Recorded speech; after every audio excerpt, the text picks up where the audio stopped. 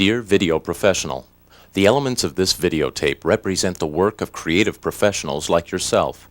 Unauthorized duplication of this tape not only is a federal crime, but also contributes to the destruction of an industry that you helped create. Please do your part by not duplicating this videotape. Thank you.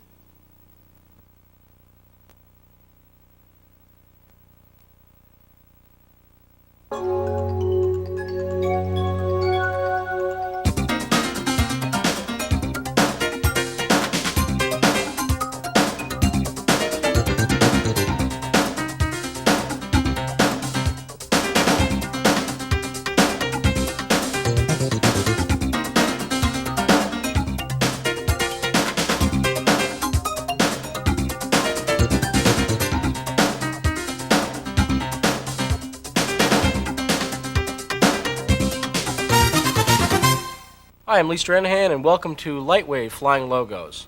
In this tape, we're going to be covering a lot of techniques that can really add interest to your flying logos, and we're also going to be showing you how to create objects using Pixel 3D later on in the tape. Now, we have a lot of techniques in this tape and a lot of material to cover, so let's get started right away. Alright, this animation we're going to play a few times, and what you'll see here is the word sail as it flies back is fading off into infinity. We're going to talk about that, but the first thing we want to cover is the background, the gigantic letters, the LICO 1 day background there. All right, now this background was created using a combination of toaster paint and of Lightwave. We used toaster paint to create the grid background itself, and you can see that on your screen right now if we take a look at the graphic. And then the words LICO 1 day were all created with Lightwave. We just position those. So let's start with the toaster paint part of this background. And we're entering toaster paint here, and the first part of it was pretty easy. All we wanted to do is create a blue to purple spread. So I'll click, here is our range color. There's our blue, and on the other side we'll just choose purple.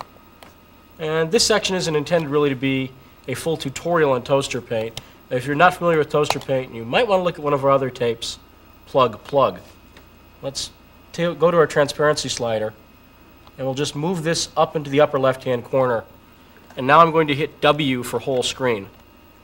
And by hitting W, what that's going to do is it's going to fill from the blue up in this corner, because that's where we put the hotspot, the transparency hotspot, to purple down in this color. This will create a nice sort of gradient spread. And let's just render that up to the program monitor so you can see how that looks.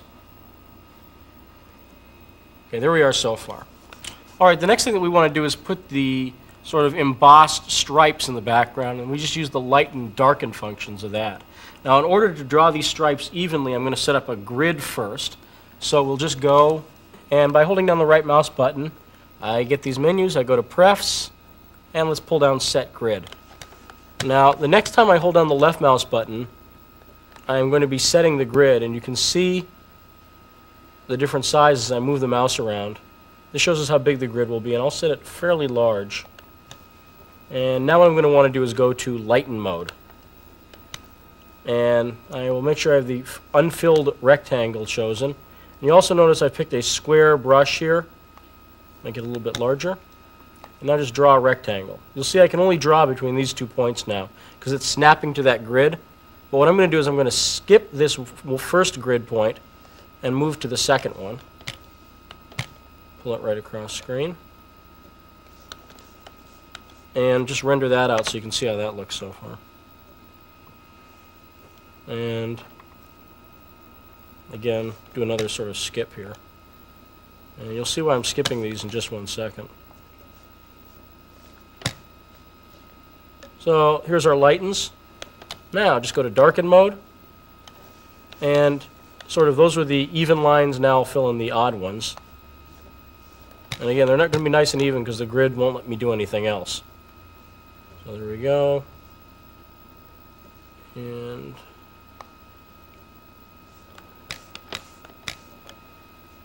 let's render that up.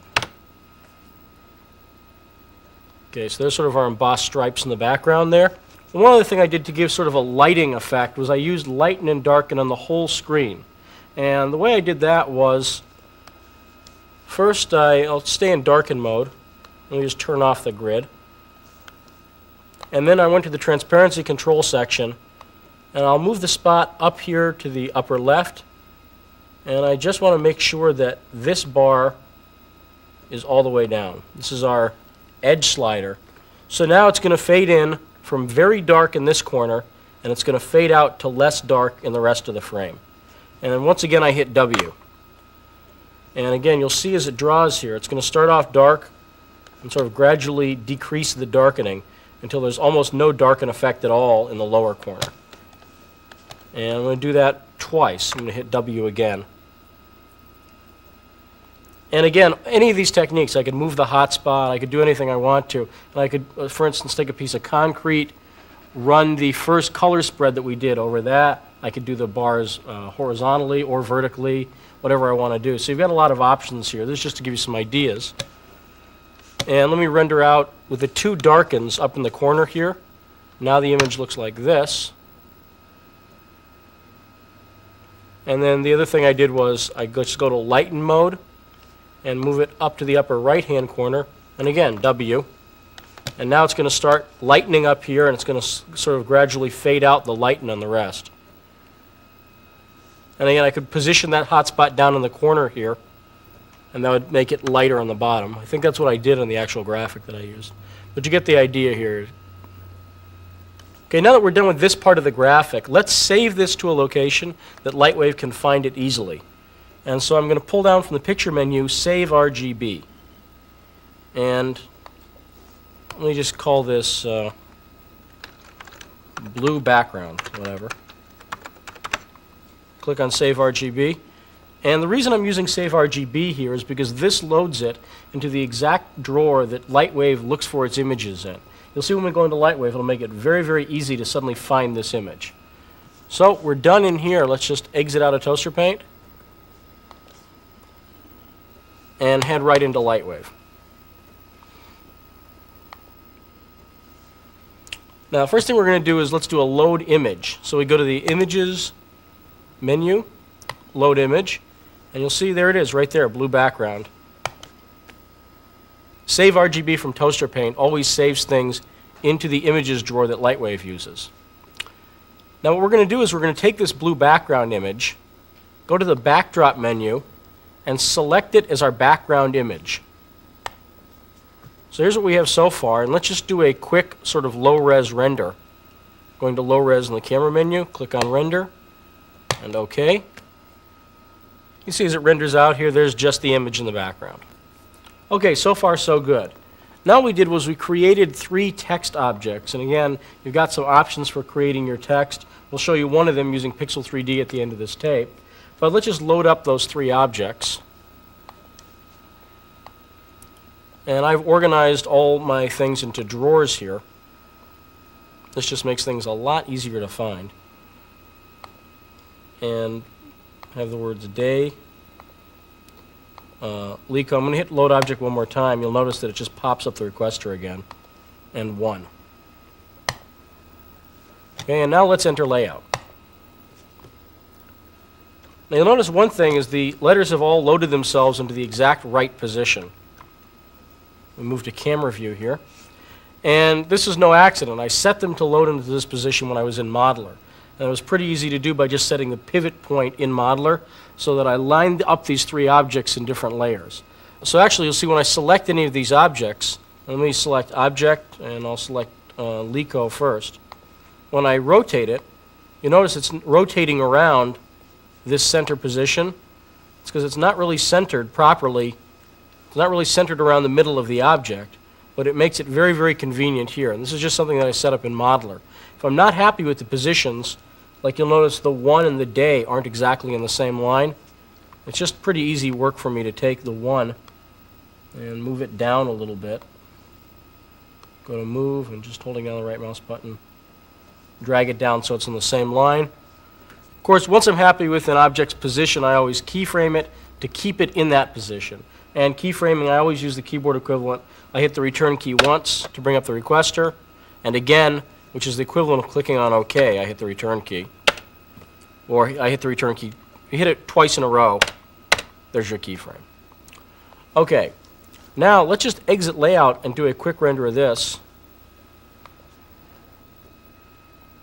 And you see, one advantage of this is we can get very, very big text objects by creating them in Modeler and moving them around. This is just a simple, simple layout of them. You notice I've also assigned surfaces, and if we go to the surfaces requester, these are just dirt simple surfaces. These are all just colors. There's nothing fancy about them whatsoever. 100% diffuse and just different shades of color on them. That's all. So once I was happy with this as my background, I would just go to high resolution, click on render, and render this out. And now, because it's going to be in high resolution, the text is going to look a lot better, and you'll see that as it renders down. Okay, I can tell from seeing the render that this is going to look fine. Now I'm going to save this entire thing, the words Lico and One Day with the background, as a separate image. And the reason I'm going to do that's pretty simple. It's going to save us render time. You see, right now it's going to have to render the letters. And I could just take the word sail and fly it back into this scene, for instance, and there'd be no problem with that. There'd be no difference in the way you'd see it on screen. But there's one big problem with that is the render times are going to be a lot higher.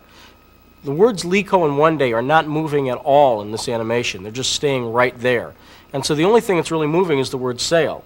By saving this as one image, we can then load up that image, and just the way we used the blue background we created in Toaster Paint as a background image for this scene, we can now use the whole Lico One Day image as a background image for the sail scene, and it's going to speed our render times up pretty significantly. It's going to save us probably close to a minute a frame and on this 040 machine, and a lot more if we're using an unaccelerated machine or an 030 accelerator.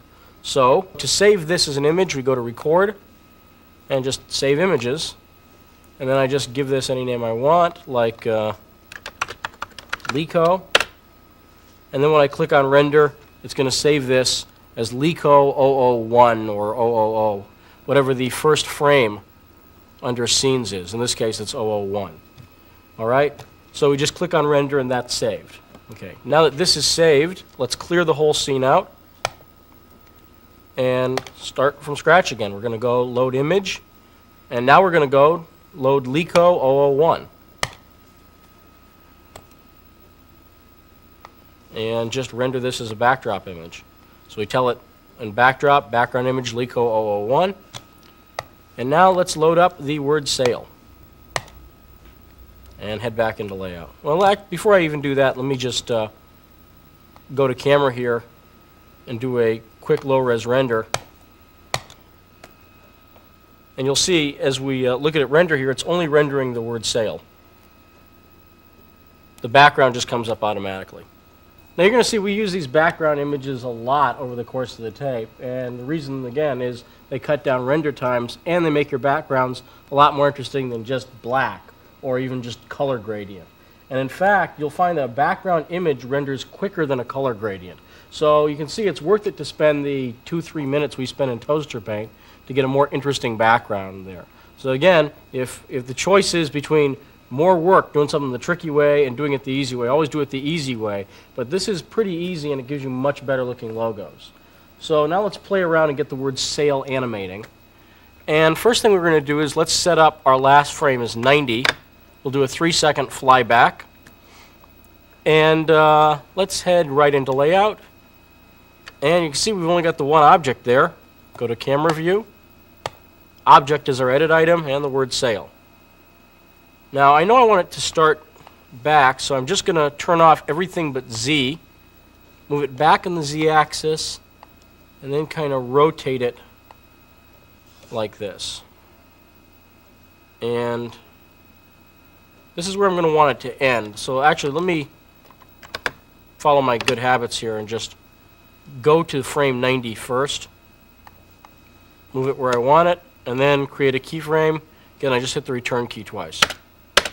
So there it is at frame 90. Now, at frame 0, I want it sort of behind the camera, and I want it kind of rotated another direction. Let me go to our front view here so I can see it's rotated another way. And make sure we can't see it. That's fine. Let me just go there first. Bring it back. Create a key. Okay. And And let's just take a look at how this looks. I'm going to make a wireframe preview.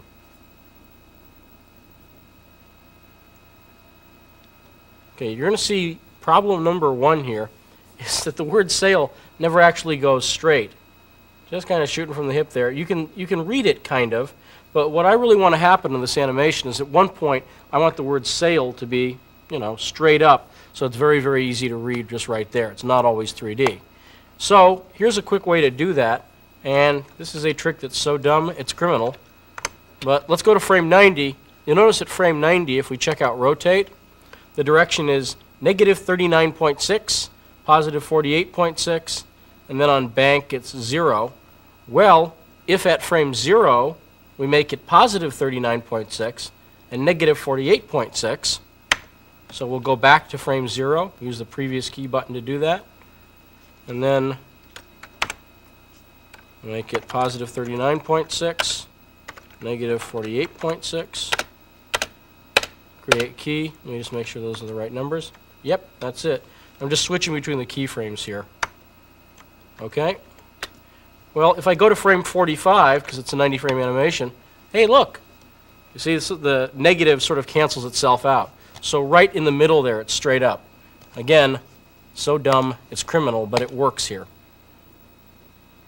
And it's going to get us a nice, smooth sort of motion path that right in the middle gives us a very clear view of the logo.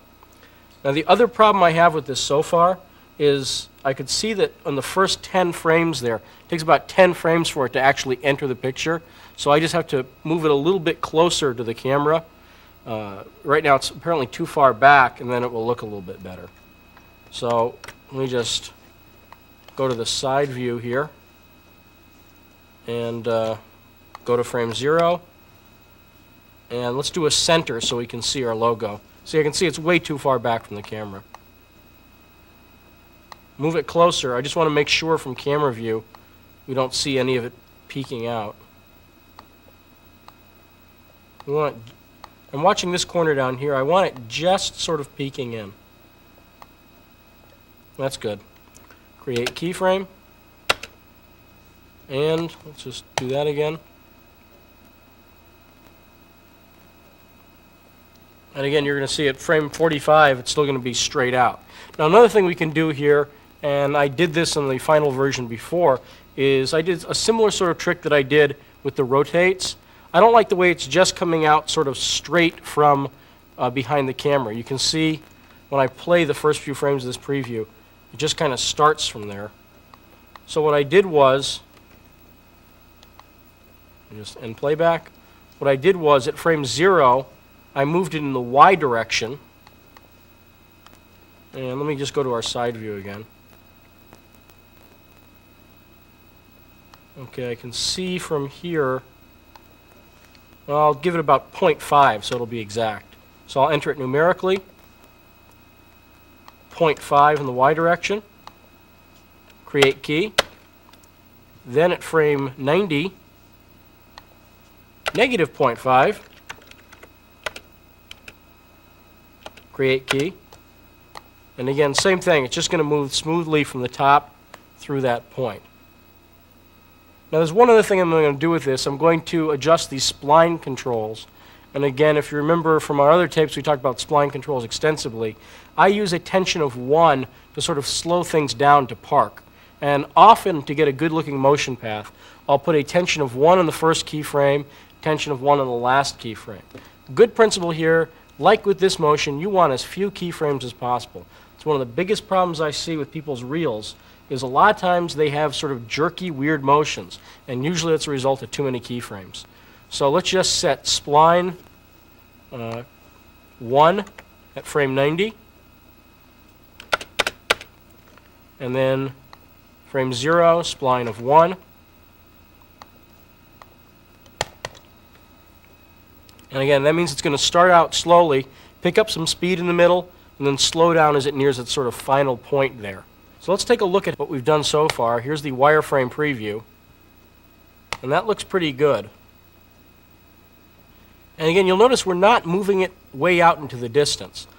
A lot of people that try to make this disappear, their tendency would be, well, let's put the sail, about 1,000,000 miles away. But that's not going to give you a smooth path, and also, even a million miles away, you'll see this little dot on the screen. So what we're going to use is we're going to use Lightwave's dissolve function. So let's show you how we'd set that up.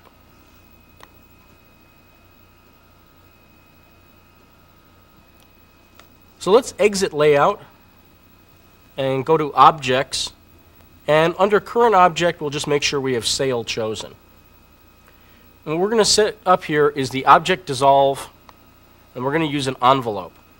If we were to set 100% here, for instance, it starts out at 0, and that means the object's fully visible. It's not dissolved at all.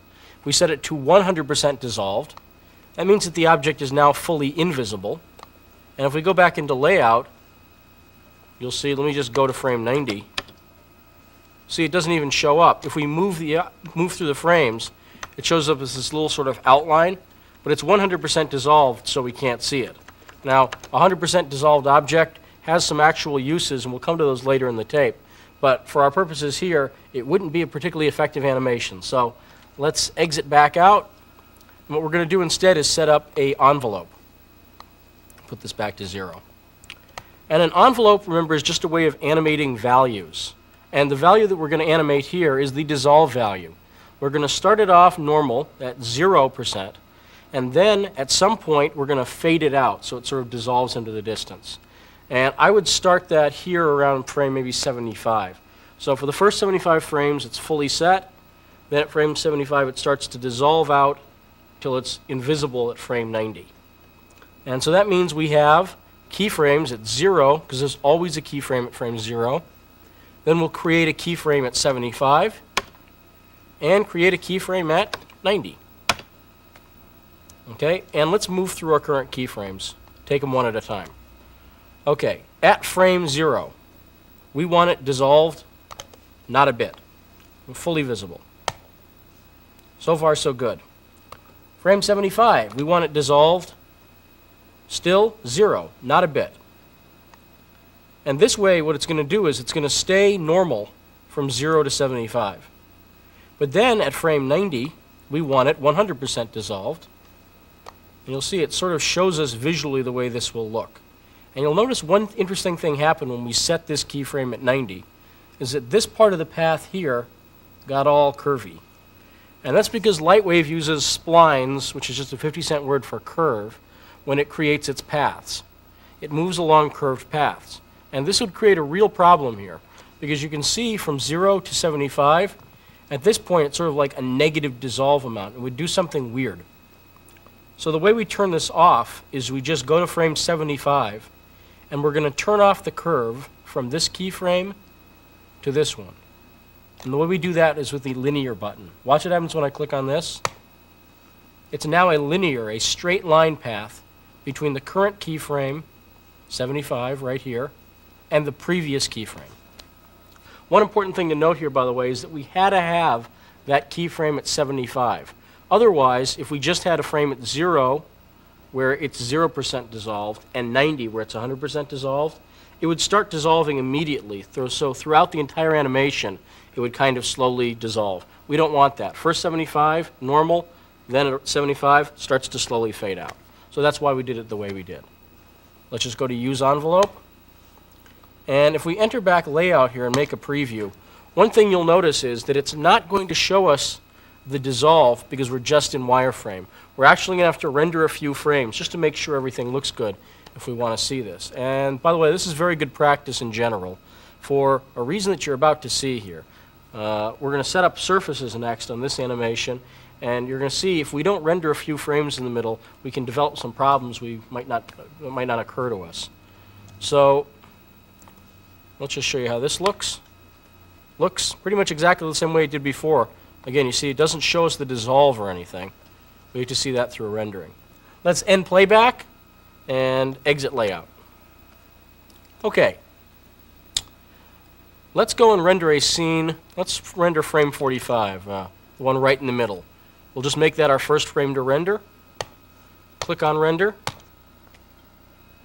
And again, there's one where it's straight up. And not exactly the beauty of 3D graphics. One of the big problems here, surfaces. So let's alter the surfaces. And we're just going to do something very simple here. As we showed you in And the surfaces tape, we're going to use a piece of tin foil.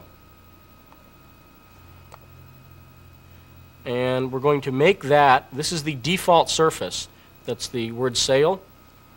We're going to make that a 100% reflection map. So we set 100%, make the reflected image not Lico, but tinfoil. And let's just set our color here to sort of a light blue. A little bit of green in it. And turn on color highlights. This way, again, the reflection map will take on that surface. And let's see how this looks. Okay, that looks okay there. Let's take a look at another frame. Let's just render out, let's say, frame, 15. And I'm going to hit F10 here to render. You can see at frame 15 here, the text is just coming into frame. But as we look at the rendered version, you'll notice one problem, and it's up with the S. You can see how we can see the individual facets of the S? That's a bad thing. So, go to Surfaces, and remember we turn on Smoothing. And let's hit F10 to render. And you'll see that this will get rid of the faceting along the edge of the S, but it creates all kinds of fun new problems for us. And take a look at this when it renders, you'll see. Boy, it got weird, especially along the A there. You can see it, the surface just changed completely, and it doesn't really look a lot better. So what's the problem here? The problem is that the front faces, this is a beveled, you can see that the sides of the text are beveled here. The front faces are just flat, but they're being smoothed into the side beveled faces. And so it's causing rendering problems with this reflection map. And this is something that I've seen before, and if we just render a frame a little ways in, if we render frame 30, you're going to see exactly the same problem here. This is a problem that you will come up against. And this is one of the reasons it's always good to render a few frames out. Now this is a problem that's pretty easily solvable. All we're going to do is we're going to make the front faces, the flat faces, a flat surface that we don't have to turn on smoothing for. And then just the bevel will give smoothing to. And again, you can see the problem here, especially at the top of the A, completely messes up the reflection map.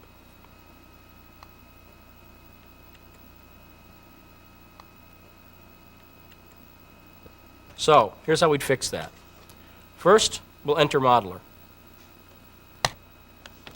And let's do a load, and we'll load up the word sail. Now, let's make this front window here a little bit bigger, and I'm going to zoom in by using the period keys.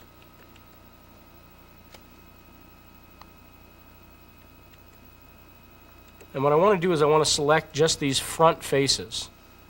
So it's going to be a little tight to draw around them. I'm going to have to move in, select Polygon, and I'm going to hold down the right mouse button and use the lasso. Click here, release there. And you see how that just selects the front faces? Because when I start here and end on this side, it draws a straight line to finish the lasso. Hit the right arrow to move over to the right a little bit. And remember in Modeler, to select more, we have to hold down the Shift key. So I'm holding down Shift and lassoing again. Those are selected now.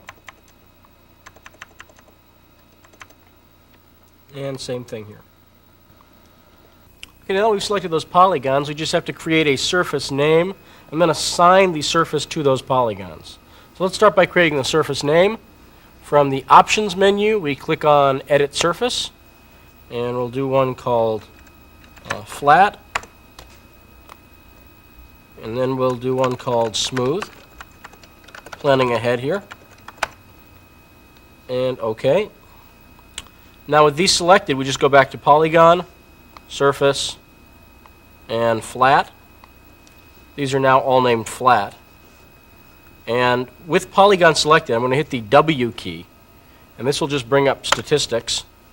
We'll choose All Polygons, hit Statistics again, and then we will just deselect. See, here's Flat. There are 6 with the name Flat, so we will just deselect those. And now we will name all of these Smooth. All right.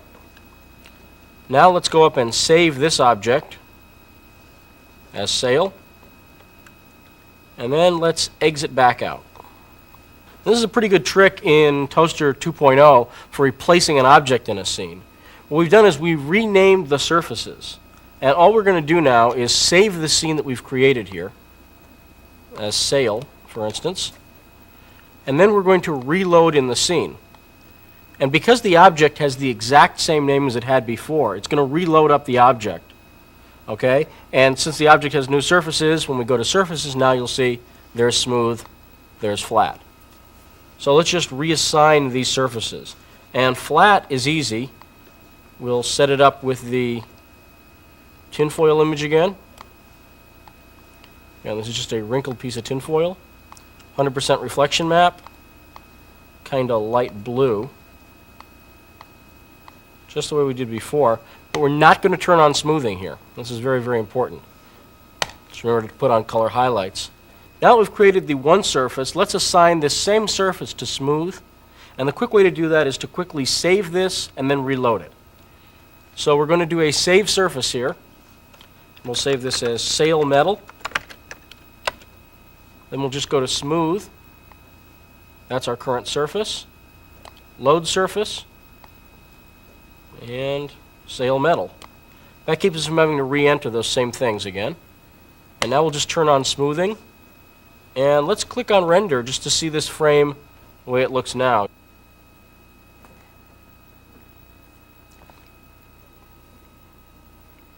Okay, and what you're going to see here when it renders down screen is how the front face is really, it makes a big, big difference there. Now it looks good as opposed to bad as it did before. Now there's one other thing that we might want to do here, and this is something I actually did do on this project. And let's just back up a little bit. Let's go into layout. And I want to kind of see the sides. Here's frame 18. Let's take a look at how frame 18 looks. F10 to render. And I just want to see how the edges look. I sometimes don't like the way reflection maps look right along the edges as things fly in, so I might do something to change it a little bit here, and I'll show you what I in fact did on the animation. If you take a look at the bottom of the S, see how the reflection just looks a little weird there? Just don't much like the way that looks. So on the smooth surface, what we're going to do is I'm going to drop my diffusion down to about 30, give it a fairly high specularity, low glossiness, and you'll remember from the surfaces tape this is a good way to do metal, and then sort of about a, I don't know, 15% reflection. So just a little bit of reflection, but this sort of metallic look. And let's just re-render that. It's just going to give the sides, again, just a different surface look here. And one that I think will be just a little better for the sides.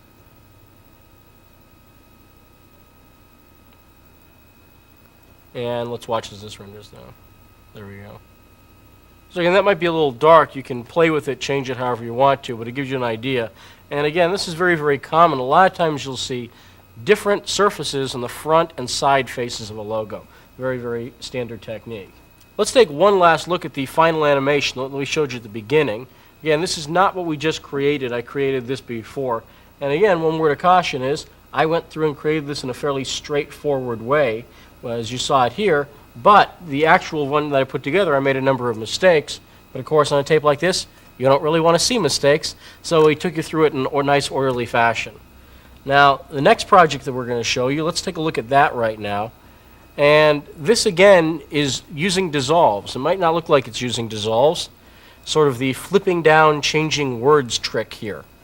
And let's take a look at how we did this. This was, again, pretty easy. And it's just setting up different dissolve envelopes. All right. We'll clear out our scene from scratch. And let's load up the 4 objects that we used. The All-Star, Blast, just hit this twice, Comedy, and Summer, and head into Layout. Okay, there they're all there in the middle of the screen in one jumbled mess. We'll go to Camera View. Okay, here's the first thing that we want to do. Let's select the object, and the first word is All-Star. It's going to be All-Star Summer Comedy Blast. So what we're going to do is we're going to select Summer, and then we're going to parent Summer to All-Star. So now whenever we move the All-Star, you'll see that Summer follows right along with it. Okay?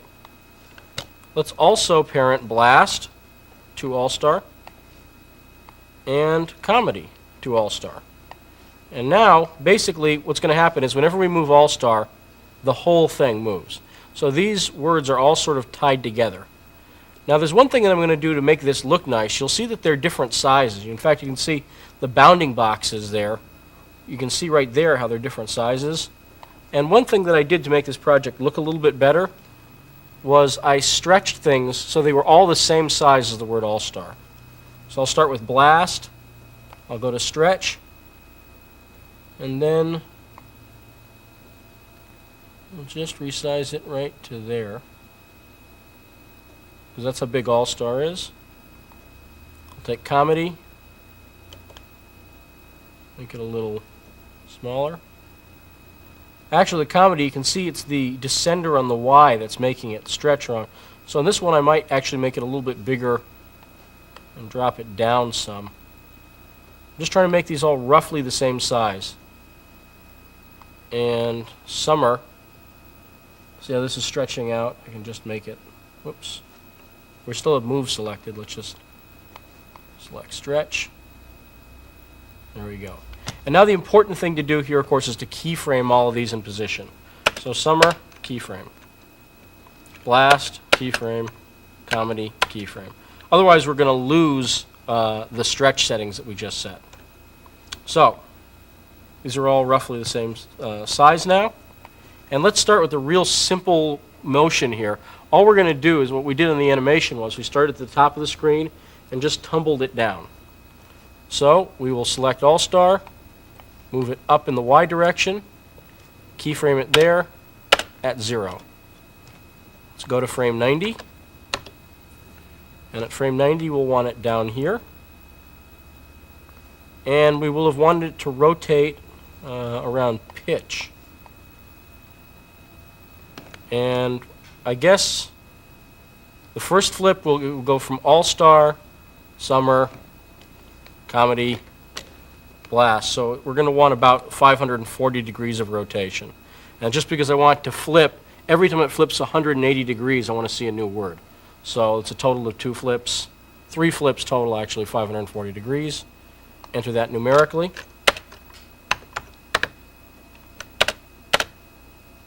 And keyframe at 90. And let's just exit layout. I want to make sure I have last frame set to 90 before I make our preview here. And let's make the preview. Here's what we have so far. A mess falling slowly down the screen. But this is important to check out, and it's important that we set up this motion first. Now here's the whole idea behind this. What we're going to do is, at each point where the letters are directly facing the camera, there's going to be a point, because these objects are all flat text, where they're facing the camera and you can only see sort of the side of it. At that point, we're going to dissolve from one object to the other. That's all this trick is. So it's just setting up different dissolve envelopes. So this, so far, looks like this. So far, so good. And now let's just go through the frames, and we can see, let's start it here. Okay, frame 13, it's directly facing the camera. And there's no way to, you have to actually go through and do this. There's no way to do this mathematically, really, because the perspective changes. So 13, 45,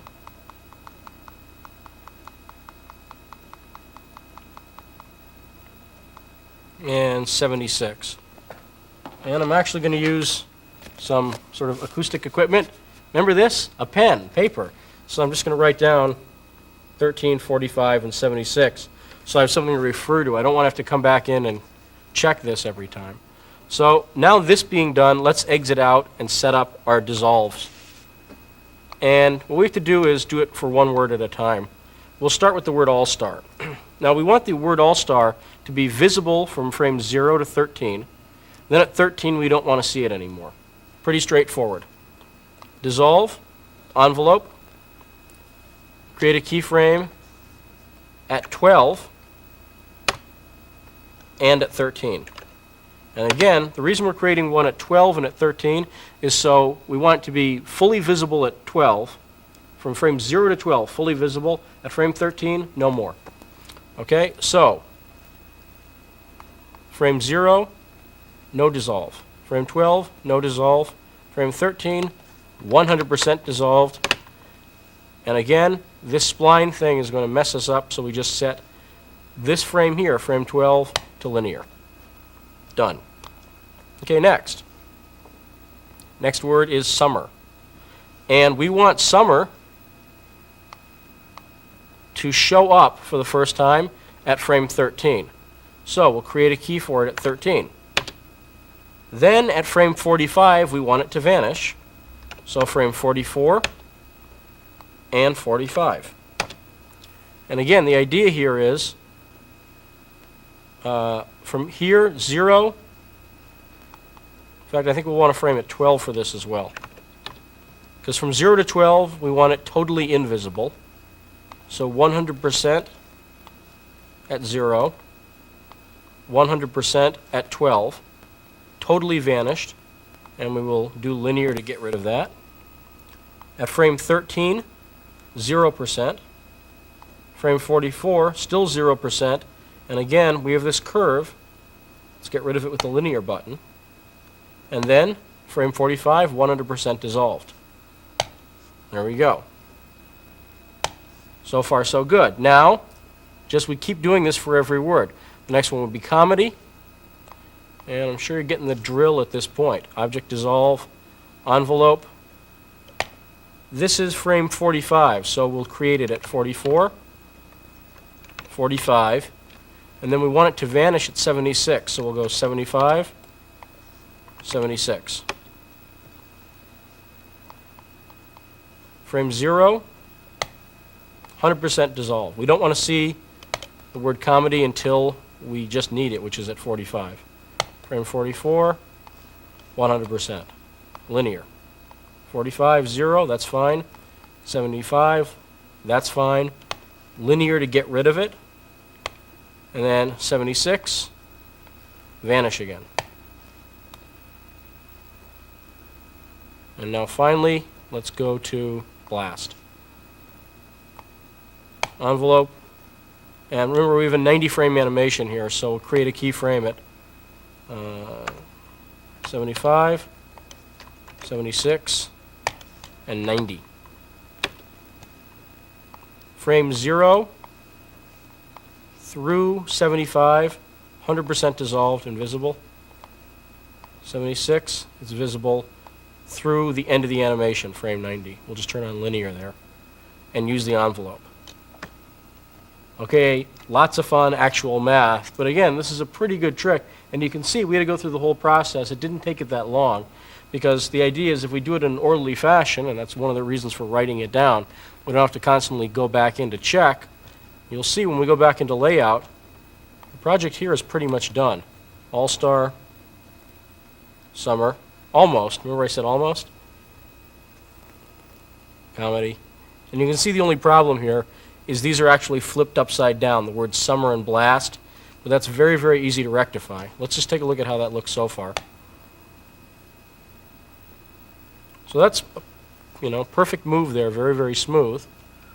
Now the only thing we have to do is the words summer and blast are in the wrong position. So at frame 0, because it really doesn't make any difference, we'll take the word summer and we will rotate it 180 degrees. That'll flip it upside down, create a keyframe for it. Now why can't you see the word summer here? Notice it's our selected item, because it's 100% dissolved. It's invisible to us unless we do something like start to move it around. Then you can see it a little bit. You can see the bounding box now. And again, just the same thing for blast. Give it a pitch of 180 and keyframe it. All right, and let's just quickly make that wireframe. And again, you're going to see There's the word summer. It's rotated 180 at 0, so it's rotated there throughout the scene. And when we get down to the word blast, same thing. Looks just perfect. All right, and that's, again, just another good, quick technique. Let's take a look at the final animation one more time. You'll see we just used a frame grab picture that we darkened a little bit in Toaster Paint behind the image, and everything else is what we set up for you there. It's just a number of dissolve envelopes. Now, you can use dissolves for a number of things, and we'll be coming back to one other example later where we get a little funky with dissolves and start to use them in combination with some other things as well. But you see, you have a lot of ideas. And let me just give you one other quick idea for something you could do with this, is that you could have one flipping word, for instance, the way we set up, one word flips to another one, and get a whole bunch of those sort of falling in the background like streamers. You could have those side to side, so they're running from the top of the screen to the bottom of the screen, one word flipping into another one. There's a lot of possibilities there, and again, it's just a matter of setting up dissolve envelopes that sort of wink the object right out as opposed to slowly dissolving it as we did in our first example. All right, let's take a look at another example, and now we're going to start to work with morphing a little bit. In this example, one thing that you'll see is the News 4 at the bottom starts off as italics, and then sort of as it moves in slowly to park, it turns into a non-italicized version of News 4. The other thing that you're going to see is the sort of spheres that are on the left side. They start off transparent at the bottom of the screen and then become more opaque as they rise up the screen. Let's also talk about the background. Let's start by talking about the background a little bit. That was pretty simple, and if you look on the program monitor here, what we have is the simple Toaster Paint background. What we started with is a grid going from blue to purple, and then I just drew a couple of bars, lighten and darken. That's all we're doing here with this graphic. If you've seen our paint tape, you know this sort of thing is very easy to create. Then the next thing that we did was we added a bridge element, again, just in Toaster Paint. So this is all the Toaster Paint graphic that we used as the background in Lightwave. Okay, let's start by talking about the morph. All right, let's start by clearing out the scene, and let's load up our objects. Now, you'll notice we have two versions here, News 4 Italic and News 4 Normal. And let me show you how we created those before we even load them up. We went into Modeler, and I had the News 4 Normal object. It's a simple text object here, and you can see it's got a little bit of depth. Hitting the A key to fit it into all three views here. There we go. Okay. And I used for Modify the Shear tool. And by grabbing along the top here, I can create an italicized version. I just drag it over a little bit. And then I just did a save, and I saved this as News 4 Italic. Now, there's one thing that I did not do here, and I'm pointing this out and really stressing it because it can mess you up and will make your morphs not work at all. So be very careful of this. Here's what I didn't do. I didn't start out with the normal version, and then, for instance, copy or cut this, go to another layer and paste it in. And there's a reason I didn't do that. As soon as you cut or copy between layers with an object, it changes what's called the point list of the object, and the object will no longer morph properly. If you've ever had a morph where the object just completely disintegrates in the middle of the morph and does something just weird, it just looks like the object's gone insane, then you've probably been cutting and pasting between layers in Modeler. So the solution, don't do that. And all we do is we just keep it in the same layer. I have this version, the normal version, in one layer. I go do the shear in exactly the same layer. I don't copy or paste anywhere between layers. So again, this is something to watch out for. All right, let's exit out of here now.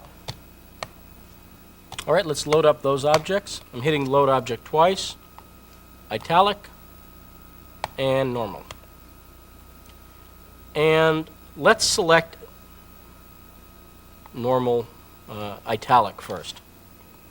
What we're going to do is we're going to select the metamorph target for italic as normal. And we're going to metamorph it using an envelope. Now again, just like we did in the dissolve, I don't really want the envelope to start right at the beginning. In other words, I don't want it to move on and be morphing the entire scene. So I'm going to make this, again, a 90 frame scene. And I'm going to have it start for the first 60 frames, just stay italicized. Then in the last 30 frames, I want it to slowly morph to normal. So we just create keyframes the same way as we did for dissolve. We'll create a keyframe at 60. We'll create a keyframe at 90. Then 60, we want it 0. 0, we want it 0. 90, we want 100% morph. Okay, so from 60 to 90, it slowly morphs. And then, of course, at 60, we turn on linear to get rid of that curve. All right, this will work. And if we go in, let's set our scene to 90 frames and go into layout. Here's the italicized version. And you're going to see what happens when we render this is that it's going to slowly morph. There's only one problem, and you can see it throughout as it's generating this preview. We can still see the other object. This is not effective. So what we need is, we need a way of getting rid of the normal version so it's not visible. There's two methods. Let me just stop it from making a preview here. Method number one would be to take the object and just sort of move it beyond the camera. It's out of the way now, and just keyframe it there, and it won't bother anybody. So there's one method, just move it out of camera distance. The probably better way to do it, because there's ways to mess that up, for instance, if you move the camera. The better way to do it, gives you more flexibility, is just to select the News 4 normal object, whatever your morph target is, and dissolve it out 100%. So now, it's there, but it's not visible. Again, it's being selected. So again, we're using dissolve here because it comes in handy for our morph here. And this will work perfectly. There's going to be no problems whatsoever with this. So we're going to leave that dissolved out. Okay? Now, what we did then was, we'll select the italic object. And let me start by dropping it down on the y-axis and moving it over. So we'll start it just out of camera view at frame 0. And the one thing we had to do that I'm not going to do here is we had to actually, don't forget, set it up so it would be right on top of that bar. And that was just a matter of setting it up in the right position and doing some super low-res renders so it would render very, very quickly. So the first idea is we'll just move it to here for right now. Load up the image that we want to use. And with that image loaded, we just go to backdrop as we've done before and set bridge big, which was the toaster paint with the bridge on it as our background. And camera, super low res, let's just do a render here. And we look at the screen as it renders out. Okay, that's a little high and not quite on the line. And you see one of the advantages now of an 040 board, by the way. This is, again, the GBP GeForce 040 I'm using in this machine. And one of the good things about it is it's quick for doing things like this. The actual speed of rendering frames usually doesn't affect me too much because I render them overnight. But on quick little things like this where I'm trying to test something, that's where render speed's really important. So F10 to render, and let's see how this works. All right, that's better. I probably just want it a little bit smaller, so I'll move it back, down, and one more.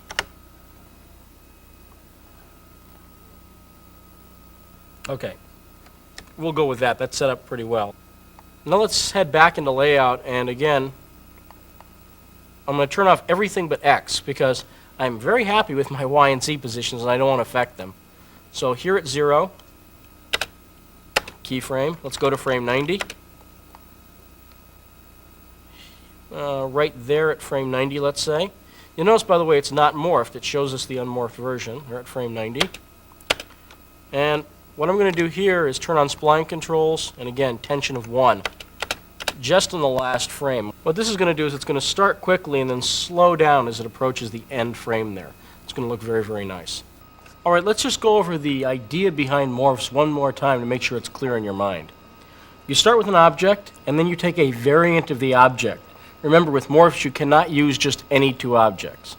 So for instance, we took a logo, we italicized it by using the shear function, and again, so it's a variant of the same object. Then we loaded both of those, the normal version and the sheared version. Then what we do is we set one as the morph target and set up an envelope. We dissolve out the one that we're morphing to so it's not visible on screen. And to do that, we just set a simple 100% dissolve up. And then that's all there is to morphing. It's very simple. Now, morphing is useful for things like this, but for a lot of things, you don't want to get carried away. For instance, sometimes there's functions that you can do just as easily by stretching or resizing as you can with a morph. So again, don't make more work for yourself. If you can do something easier with a move, rotate, size, or stretch, just do it that way. And also understand that morphing does not let you pick any two objects. Again, you are limited to what you can do. It has to be a variant of the original object. All right, we're going to be doing a more complex morph a little bit later, but that gives you an idea of what we're doing. The next thing we want to cover here is the globes that get more transparent on the bottom of the screen and more opaque as they rise to the top. So let's load the globe object up. And it uses a surface called spheres. And you can see that there's 864 polygons with that. Let's just go in to Modeler for a moment here. And I want to show you what the globe object looks like. And we'll fit it in by using the A button. And there's a reason it's 3 spheres. It's one object, though. And remember, even though these aren't connected, it's considered one object. But the thing I want to show you here is the size, because this is going to be significant. Right now, each one of these grid squares is 2 meters. So we can see there's about a little over 2 meters. We have 1, 2, 3. There's 6 meters there. And probably with the extra from here, it's probably about 7 or 8 meters total. Let's call it 8. Well, actually, let's call it 7 because that looks a little more accurate. Okay. Now, the reason this is important is because what we're going to be using here is the same transparency trick that we talked about on the surfaces tape in this series. That's where we created a streak by using the grid procedural texture. And we're going to be doing something very similar here. And what we're going to do is, these objects, even though they're not connected, this will work out fine. We go to transparency. By the way, the rest of the surface is set. I've got it sort of you can see a gold texture, and I've got a little bit of reflection map, and I've got specular and diffuse set. The real trick here is with transparency. We're going to set up a texture, and it's 0 at one side, and we will go to grid and set the texture value to 100%. Now, remember the first part of the trick here is make sure texture size is 111, and we will set line thickness to 1, and that means that the lines are 100% of the thickness. 1.0 means 100% of the thickness of whatever your texture size is here. So remember, now what's happening is the texture value is completely overtaking the value that we set in the first requester. So what that means is that 0 is being completely overtaken by this texture value 100%. And now the entire trick is to put our texture center up, and I'm going to set it negative 3.5 on Y. Why 3.5? Because I said it's about 7 meters tall. So that'll put it up top, and I will set that negative 3.5.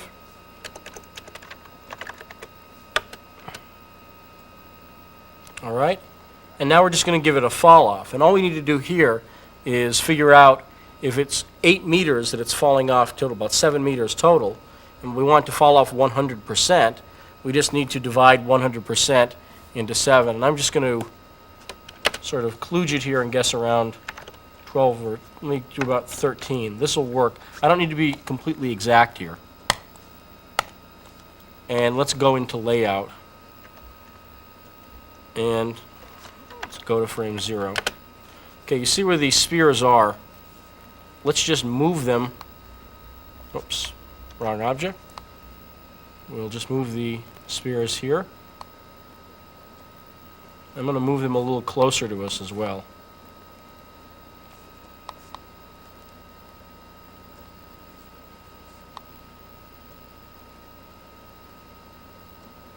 and keyframe those at 0.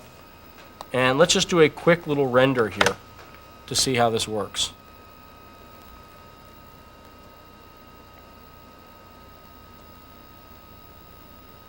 Alright, and you can see that works. Even in the super low-res version, you can see how it gets the bottom sphere is very transparent, whereas the top sphere is completely opaque, and the one in the middle is sort of transparent.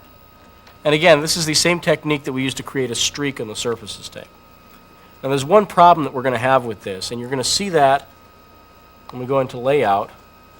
And I'm going to bring the object up. I'm going to move it just on the y-axis. I'm going to make it so the, let me actually move it down so that this sphere is at the bottom. And render. What you're going to see here is this bottom sphere is not transparent, but it's fully opaque. And why is that? It's because the object itself is actually moving transparent to opaque. It's moving up, transparent to opaque. So when you move the object, the transparency stays with the object. Now this, by the way, is not what I would call a problem. It's just not the effect we want here. You might want this effect sometimes, and here's the way you do it. Now there's a trick that we can use to get around this, and it's just using world coordinates. Let's go to Transparency, Texture, and let's turn on the World Coords button here, World Coordinates. And now what this is going to do is this is going to, instead of making the texture center -3.5 apply to the object, it's just going to apply to the world. So in other words, the center for this texture will be 3.5 meters below the surface of the world. And the fall off is going to apply the same way.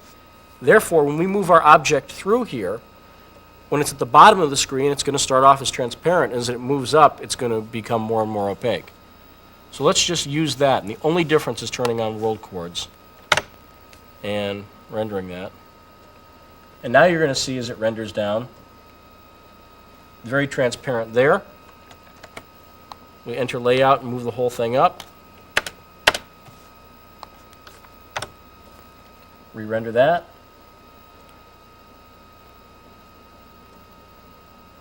Again, you can see the sort of fading transparency still. And if we move it up even more, by this point, it's going to be opaque. And you'll see that here. There we go. So now the texture really doesn't just apply to the objects. It's not really, this is what world coordinates does. It keeps the texture from being applied to just the object. It applies it to the world, and it really lets the object move through that texture. And this is another very, very good use for that. And you'll see things like this all the time, these sort of elements. A couple of examples are you'll see sometimes globes or baseballs or footballs in an entire row. There's some paint boxes, high-end paint box systems that can do that sort of stuff easily. And again, it's very easy to do in Lightwave. And you'll see the baseballs as they move along from left to right get more transparent. This is the way you do it. You just set a fall off along your X coordinate instead of your Y. So you'd set along X and then fall it off along X. And you could do the same thing we did here with world coordinates. So as they move across the screen, they become transparent. They fade out slowly. So again, you've got a lot of options here, and one of the big keys is watch television and just rip them off mercilessly. Take a look what they do there, because believe me, anyone who creates graphics on TV is watching other people on TV and ripping them off mercilessly. So sort of follow along with the trend there. Okay, let's take a look at the final example one more time, and you can see what we've done there, and it's a pretty effective looking little graphic and very, very easy to set up. All right, let's take a look at one more example here, and this sort of will tie in a lot of the stuff that we've done already. And you'll see this graphic, the logo machine graphic. What we're doing here is a number of tricks. Now, one of the first things I want you to notice is that the letters have shadows on them. And this is very, very easy to do. Okay, so once again, the first thing we want to do here is load up an image. And I will load up paper. And we're going to use that in the background. And now let's load up our objects. And we've got a bunch of them here. You're going to see we've got a bunch of objects. Now, let's start with world famous. And you'll notice that we have two versions of World Famous. There's World Famous and World Famous Shadow. And if we go into Layout, it's going to look like we have one object. So if we go to our different views, there's really only one object it looks like. But that's because the objects are exactly on top of each other. They are exactly right on top of each other. Let me move one out, and you can see they're just the same object, basically. So what's the difference between these two? The difference is that one of them has a surface name called Shadow, and the other one doesn't. That's the only difference. And the whole trick here is that we can fake out shadows by putting a flat version of a logo or any other object that's 50% transparent behind the object, down and maybe to the left or right a little bit, or up and to the left and right. So that's the entire trick here. And again, so easy it's almost criminal, but it works. That's a lot faster than trying to generate shadows on your own. So here's the way that works. We have these two versions of the object. I'm going to set Shadow, first off, to be parented to World Famous. And the reason for that's pretty simple. It's because shadows have a tendency to follow objects in the real world, so we want to do the same thing here. So now the Shadow version will follow the regular object. So far, so good. And now all we need to do is, let's just reset this to the middle and zoom in. I'm using the period key to zoom in. We will take Shadow, and I'm going to move it back a little bit. Let me go to the top view. So it's just a little behind. And now over and down. All right? And keyframe it. It's an important thing. Remember to keyframe it there. So now whenever we move World Famous around, its shadow follows. And let me just exit out to Layout for a moment here and show you the surfaces. World Famous, I'll talk about in a second. I'm doing a color gradient using the grid trick that we just showed you. And shadow color is 0, 0, 0. Shadows tend to be black. 50% transparency. You can change this anywhere from, 10 or 20% up to probably 80%. Any of those will work depending upon how dark you want the shadows. I'll keep it at 50%. And that's the entire surface. Black, 100% diffuse, transparency 50%. World Famous, what I did was I wanted to create a color grade. The objects, the letters here are about 1 meter tall. And I try to make it a habit of creating objects. All my logos is 1 meter tall because there's no such thing. If you try to find a flying logo, try to go out and capture one to measure, you'll find that they don't really exist. Flying logos don't have any size because they're imaginary objects. So I make all my flying logos 1 meter tall just for the sake of consistency.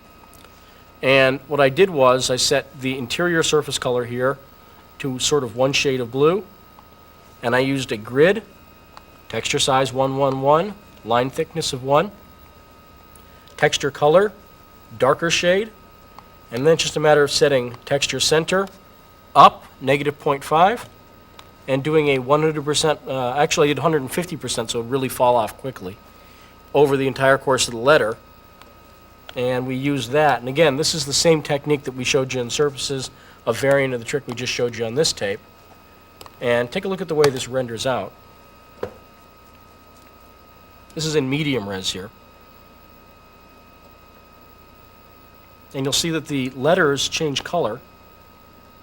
And also we have a nice, very effective little drop shadow there. Now again, medium res only took 16 seconds on this L40 based machine.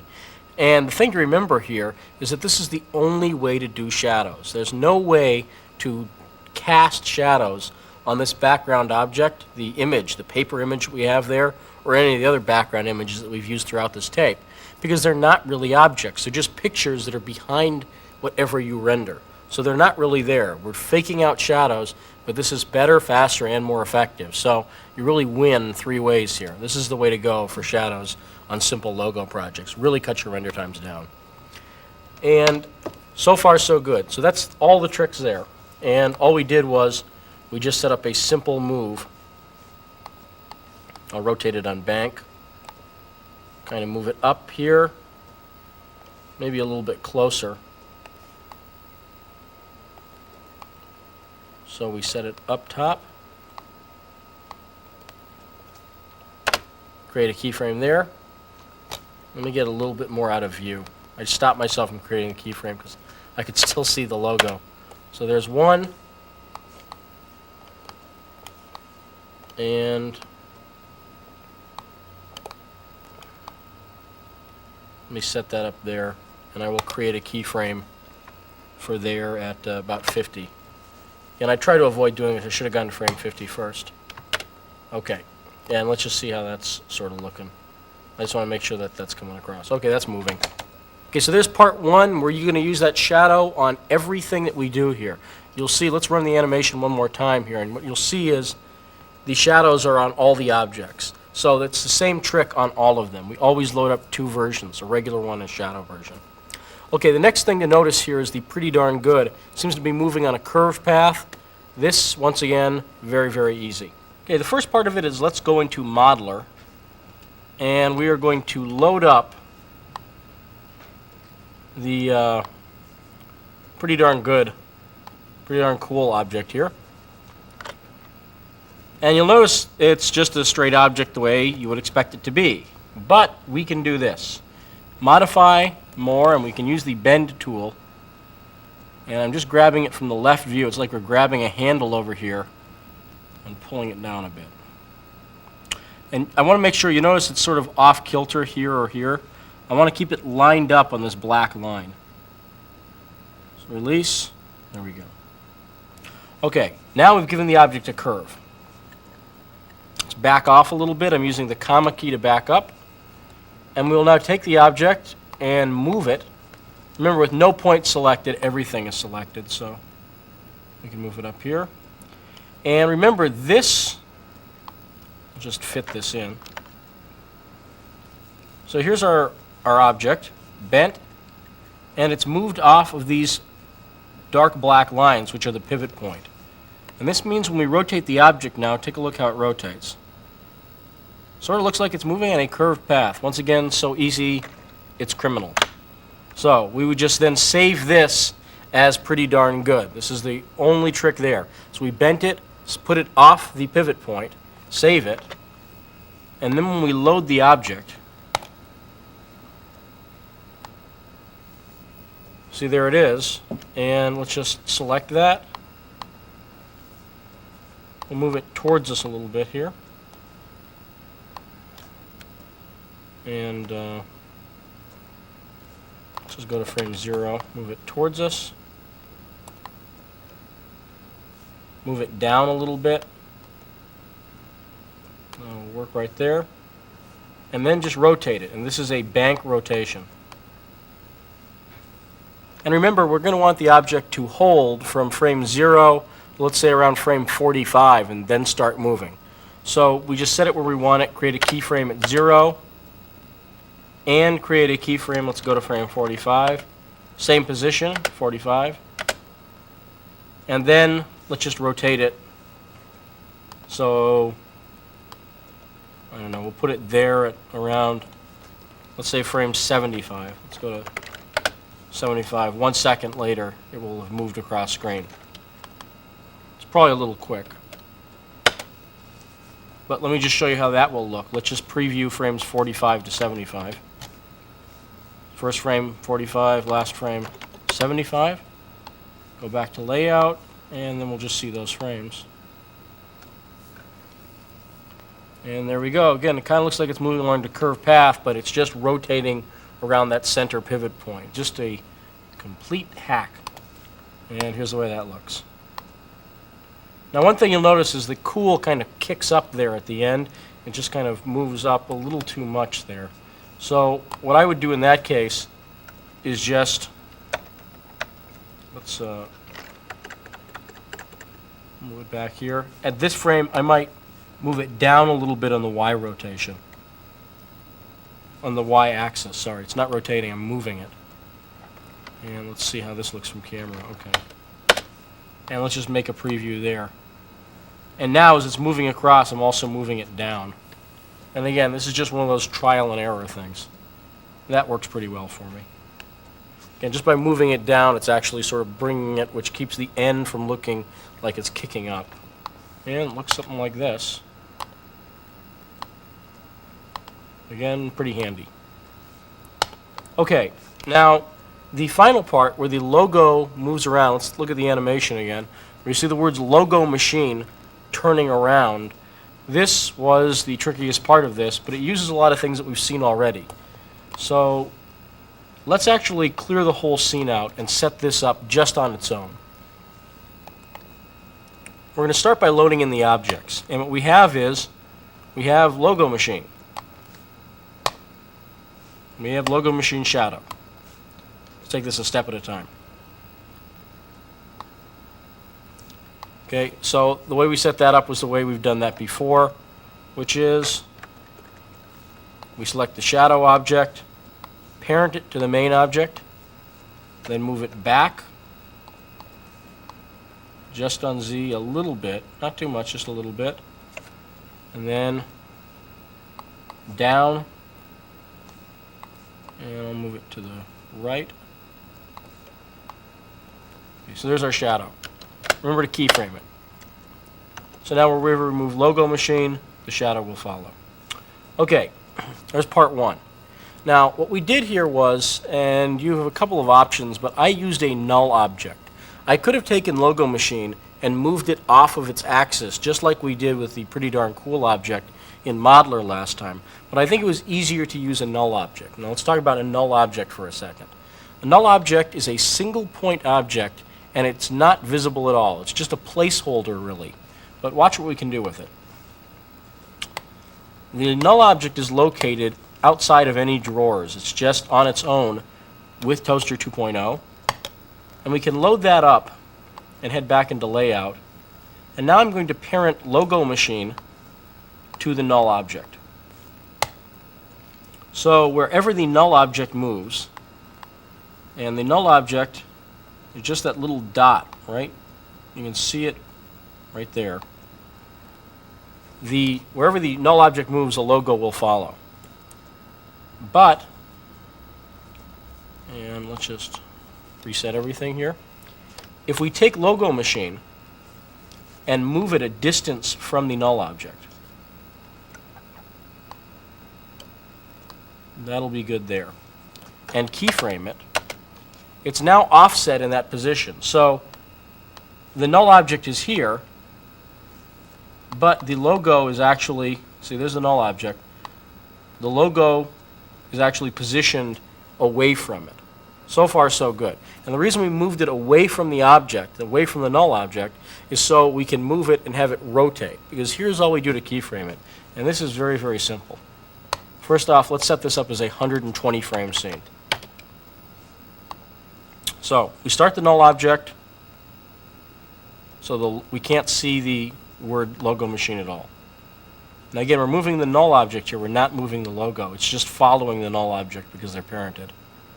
We set this here at 0, keyframe. Then what we're going to want to do, it's a 120 frame move. So what we're going to do is we're going to split it up so the midway point is frame 60. We're going to move it out here. Okay, this will be frame 60. Let's go there. Move it out. And now rotate it. And watch what happens when we rotate this around back. We're rotating the null object. Logo machine is offset, and so it's going to follow around. Remember, we're turning this part. When we turn this, this will follow. And watch what happens here. Bing. There we go. So at 60, we want it just straight up like this. All right, perfect, minus 90 degrees. We'll keep that there. Then, at frame 120, we want it upside down and back off screen. So that's frame 120. Okay, let's see how this looks so far. I'll just do a quick bounding box preview. You'll see one problem. It's starting immediately to do that rotation. So what we need to do is we need to have it not do that. We need to have it move out straight, then start the rotation. And that's actually pretty easy to do. We want it here at frame 60, so let's go to, say, frame 45. And let's just turn off the rotation. I'm going to do a reset here. You notice it shows us it's rotated, reset, all right, and keyframe. So that's there. And now let's go to frame 75. This was 15 frames before frame 60. Let's go to 15 frames after frame 60. And the same thing. We'll get rid of the rotation. This puts it up the wrong way. We actually want it 180. So we'll just set that manually and keyframe it. So let's look at what our keyframes are now. I'm going to move out so we can see it here a little easier. 0, 45, 60, 75, 120. All right, those are our positions. 0, 45, 60, 75, 120. This is almost going to be there. There's going to be one problem. And you'll see it when we make the rotation. See what it's doing there? It's kind of picking up, then it rolls over. That's not what we want.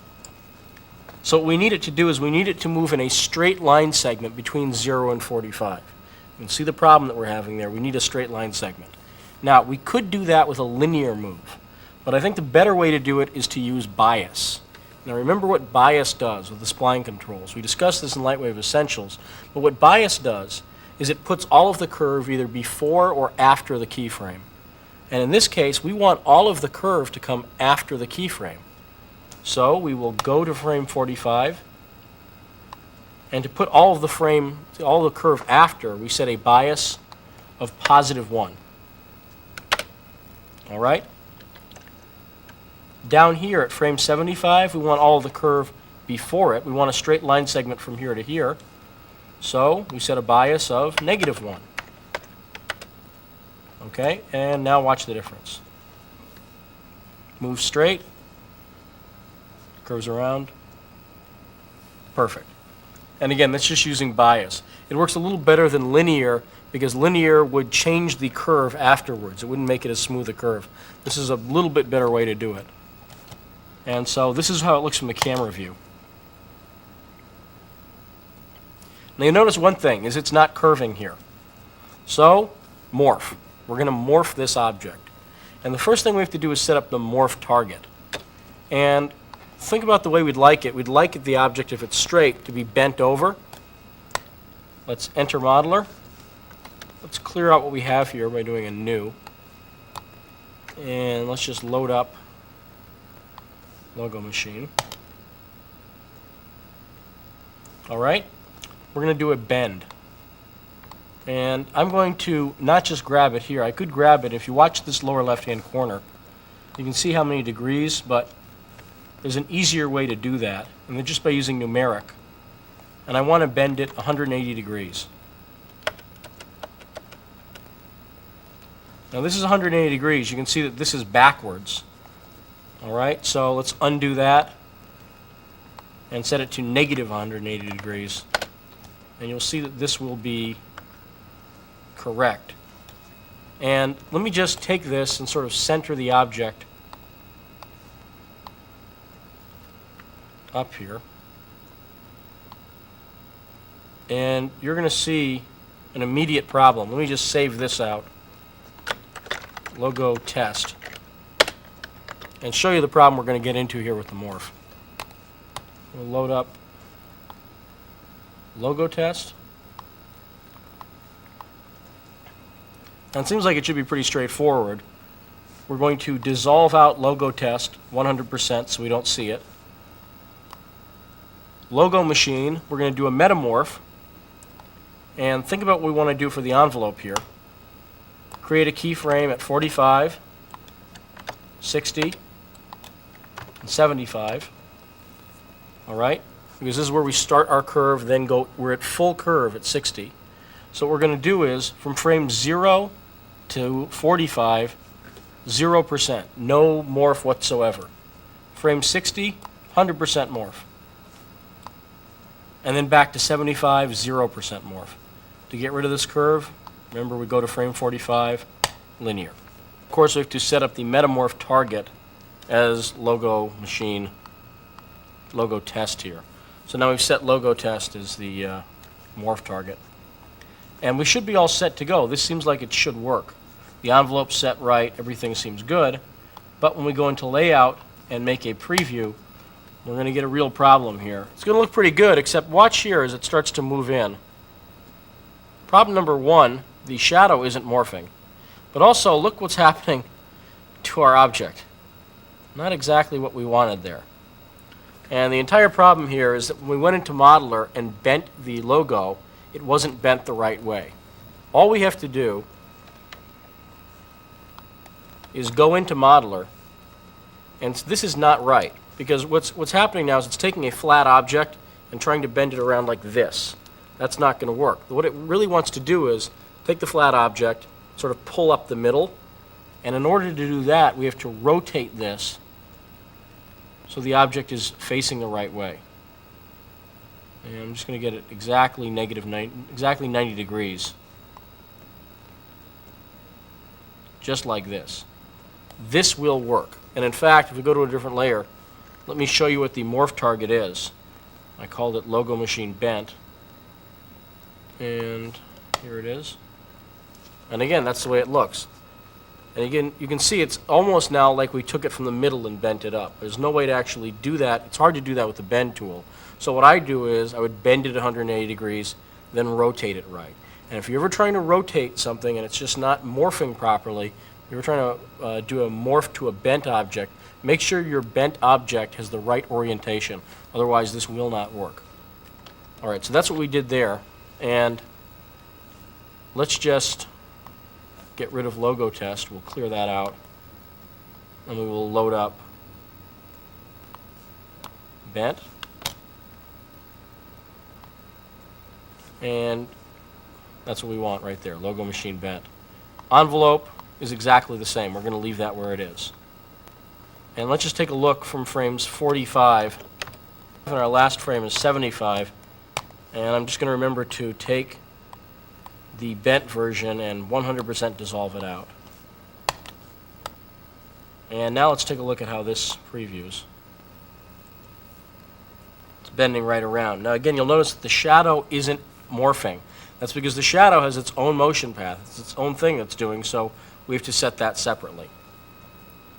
So how do we do that? Well, one thing that we could do is it would be pretty easy for us to go in and just load the shadow up, set the same thing, go through all this work again, but we're lazy. We do not want to do that, do we? So here's what we're going to do, and it's pretty straightforward. Let's go to the Metamorph options for Logo Machine. Let's go to the envelope and see if we can save envelopes. So we'll save this, and you notice I've saved this already, and I call it Logo Machine Morph. Let me just resave this one. Okay, so here's the morph envelope. Now when we load up the shadow, and again we've got a bent version of the shadow,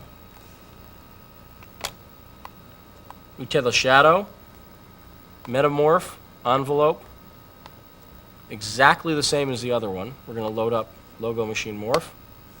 See, there's the same envelope. We don't have to go through and recreate the keyframes.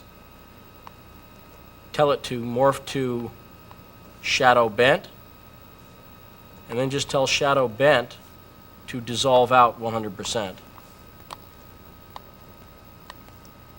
And here's the way this looks. Looks pretty much exactly the same. This just means that our shadow is going to morph properly. Now, one thing you're going to want to do here on the shadow is that when it moves around is on the bottom, unless your light had turned upside down, the shadow is now facing the wrong way. So one thing that I did here was, let's go to frame 60. At frame 60, I want the shadow. I don't want it straight here. I'm going to put it sort of straight.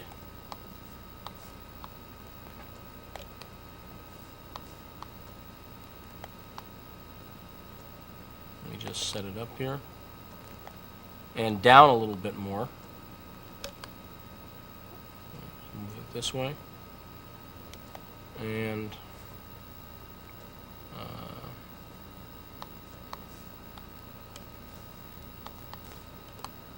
now we'll set it so it's up a little bit. So now the shadow's at this point falling straight down, which is a little more realistic for the way the lighting would be. Create a keyframe for the shadow there.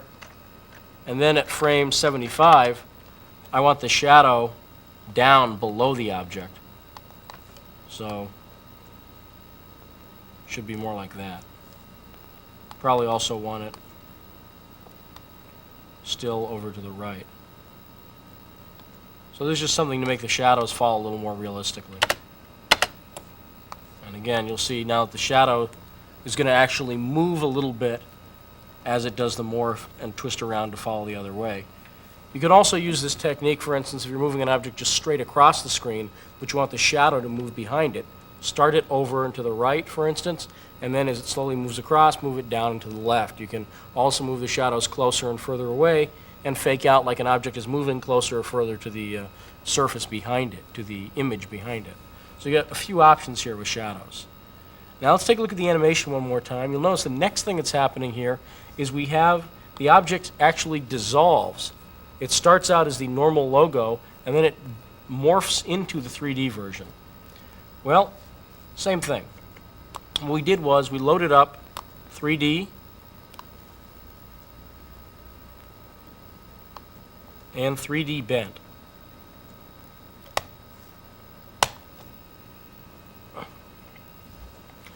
Now, 3D bent, don't forget, is the morph target, so we want that, the wrong button there, 100% dissolved out. We dissolve out 3D bent. We want 3D to do a metamorph, so we go in, load envelope. It's a lot easier than entering those figures again. And we want to morph to bent. There it is, okay. Logo Machine 3D bent. Now, this will work, but the only problem is going to be we're going to be able to see all the objects.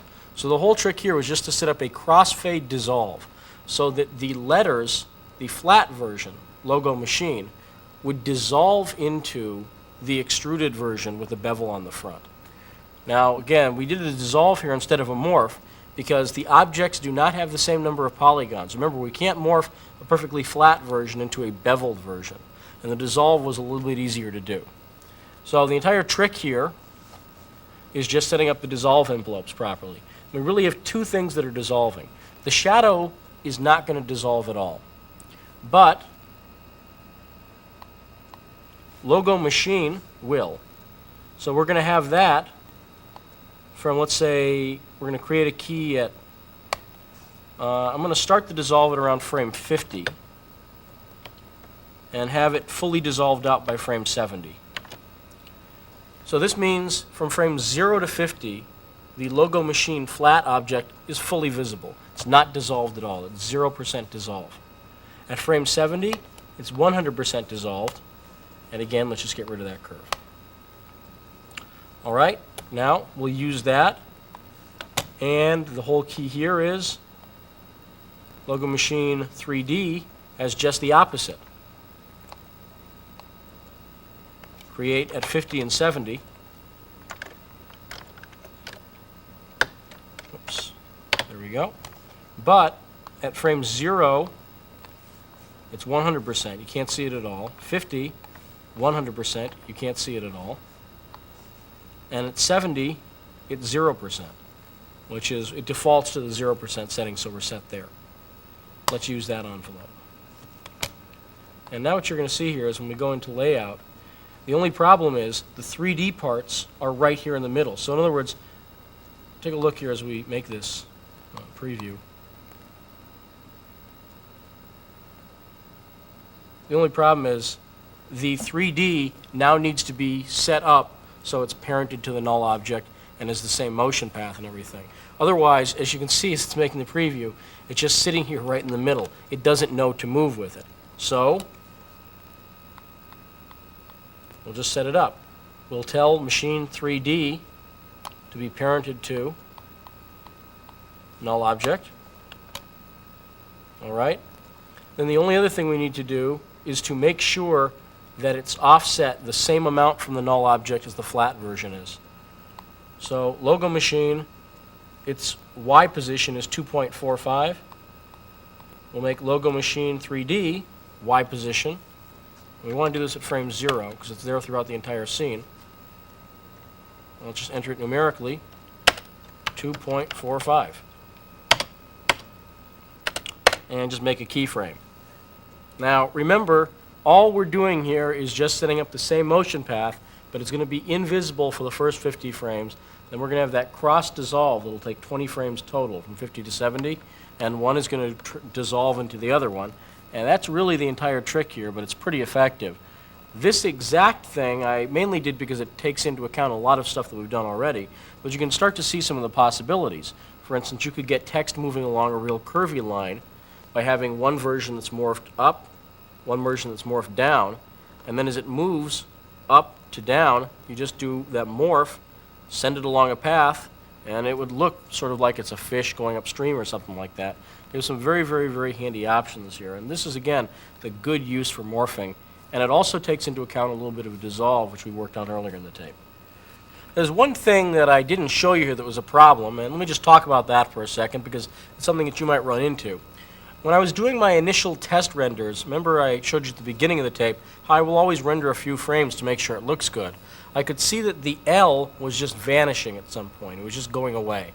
And the reason was because it was going into the bend, and sometimes when you do a morph, when you try to bend a single polygon object, it's not made right, it's going to just disappear.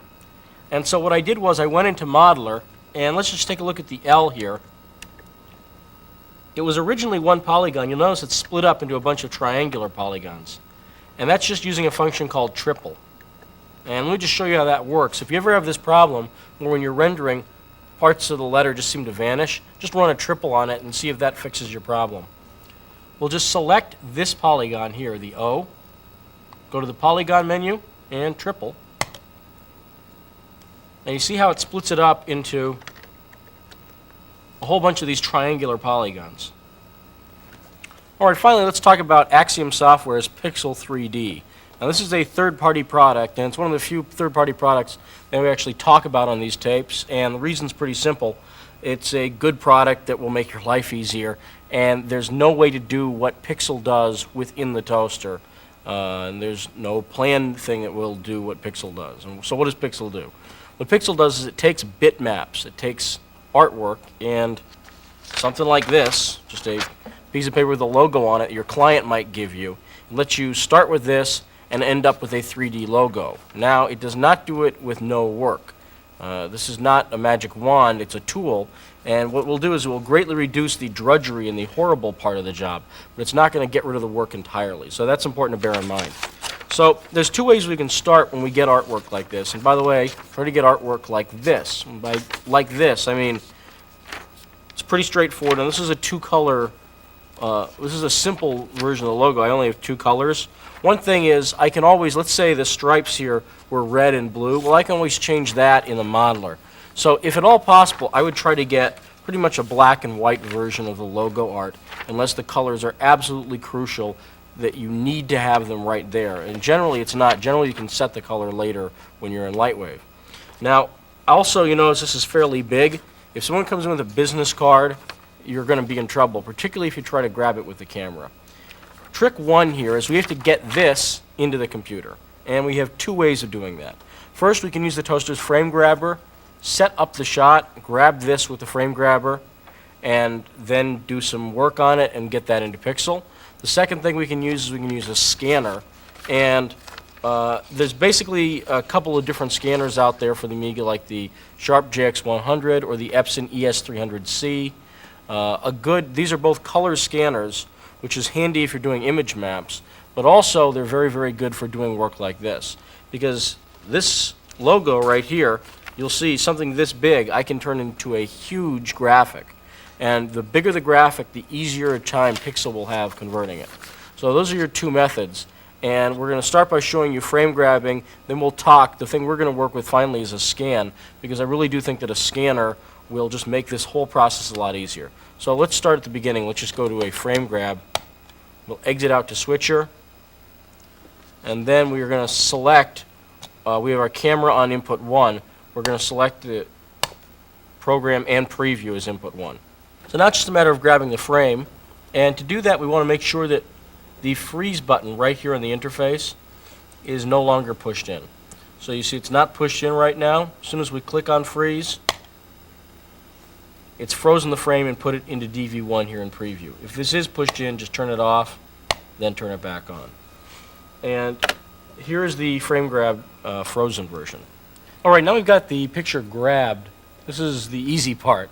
Now what we need to do is we need to get this picture into a form that Pixel 3D can read it in. And there's two problems with this image right now. First off, it's 16 million colors, and even though it looks like it's only black and white, when the toaster grabs things, it grabs it using 16 million colors, 24-bit planes of information in computer terms. And this is way too much information for Pixel 3D to read. So we need to convert this down to fewer colors. Now, that's part A. Problem B is, how do we do that? There's no way to do that from within the toaster. So we need to take this frame outside of the toaster to convert it, and to do that, we need to save it in some form other than just a toaster frame store. Most programs that are image processors, like Art Department Professional or Image Effects from GVP, either one of those programs, can generally not read toaster frames. Now, both of those programs say that they'll have the ability to do that soon, but as of this tape, they don't have that ability. So we need to save this in a form that we can read it into either one of those programs. And let's see how we do that. What I would do here is, we can see that the frame is in DV1, and we are now going to enter Paint. Just turn it on, go inside, and from the right mouse button pull-down menu here, again holding down the right mouse button, on the far right-hand side under Prefs, we have Grab from DV1. So this will grab whatever is currently shown in DV1. We have two options here, 1 or 4. This means 1 field or 4 fields. And so we want to select 4 fields because there's no motion in this frame. If there were any motion in this frame, you'd want to use 1 field to remove it. You'd want to select 1 instead of 4. But that degrades image quality, and aside from that, if there's any motion in the frame when you're grabbing a still piece of artwork, you're doing something wrong. So what you want to do is re-grab it so there's no motion. You're either jiggling the tripod or there's an earthquake or something like that, and you probably want to re-grab again. So we just grabbed this with four fields, so we preserve all the image quality. You can see it comes in, and here it is in Toaster Paint. And one thing that you'll notice is that there is a sort of slight color variance in the levels of white here. And it's not just purely 2 colors. And part of the reason for this is just lighting. Now, we have a pretty good lighting setup here. It's nice and even. And again, using a copy stand like this is handy. I don't do that. This is a set. This is not what I have at home. At home, I tape stuff to the wall, and I have my Canon A1 little camcorder that I put on a table, and I grab stuff using that. So that's what I use at home. And the problem there is lighting. You need nice, even lighting. Otherwise, the shadows, you'll get the frame that goes from light to dark. That's going to cause a lot of problems when you're grabbing the logo too. Okay, but now that we have this, let's save this out. Again, right mouse button, pull down menu, save RGB. And what this is going to do is this is going to save something that we can use with, when it says save RGB, basically what it really means is it means save, let me just name this Bootronics. It means save IFF. And IFF is an Amiga file format that's readable by other programs. So, this is saved. I'm now going to quit the program, and I'm going to quit this to save memory. Now here we are back at the toaster switcher. And let's go to the Amiga Workbench screen. To do this, we use a keyboard equivalent, which is Control, Control, Alt, Alt. And that's hitting the Control key on the left side of the keyboard twice, then the Alt key twice. So, Control, Control, Alt, Alt. And that brings us out to the switcher screen. Okay, from here I'm going to enter a program called Image Effects. And again, you could do the same thing with Art Department Pro, essentially, but now go into Image Effects. And this is an image processing program. Let me do a load here. And here's the frame that we just grabbed. And it's loading it up.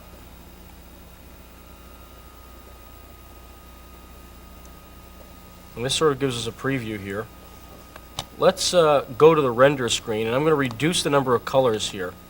Let me reduce this to about 4 colors. So I'll try it at 4 first, then we'll go try it at 2. You notice I'm also in high-res laced. So what you'd want to do here, even if you're using something like Art Department Pro, is reduce it to a high-res interlaced version, that means you've got a lot of pixels, and reduce it to either 2 or 4 colors. So let's render here from Image Effects. There we go, that looks pretty good. Let me try it one more time. Let me try doing it to 2 colors. Okay. And now I'm going to use the toolbox function here to do a negative image. There we go. And I might even want to do a crop here, where I just crop out just what I need. This is another thing that will save us a little bit of time later. So we're just going to crop out just what we need here. And crop that. Okay, and let's just resave this.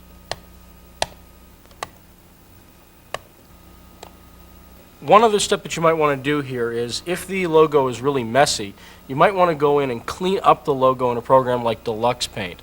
Deluxe Paint's a very, very good paint program, and it's useful for this because it lets you operate on a real pixel by pixel basis. It lets you really get in there. So you might want to use Deluxe Paint to clean it up. In this case, I don't really think we need to. Now let's take a look at the difference. This is the frame grabbed image, and you can see how big it is. Again, it's less than screen size, which makes sense since it's a frame grab. Now this is a scanned image. I'm just moving around, and this was scanned.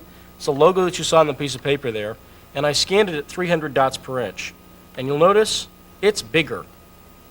So what we're going to do is I'm going to show you the difference between a scanned version in pixel and a frame grabbed version. So you can see it's just much, much bigger. Working with a much, much bigger area. Okay, let's go into Pixel 3D Professional. And here we are in the program. Now, let's start with just one of the simplest things you can do, just creating regular text objects. And the way we do that is we click on the text button, we type in whatever we want, and then we load a font. And these are Amiga bitmap fonts. And you want to use the biggest font you possibly can. For instance, here's a 94 scanline tall font. I'll accept that. You see how it comes in. It's pretty smooth. Especially look at the round parts here, like the E.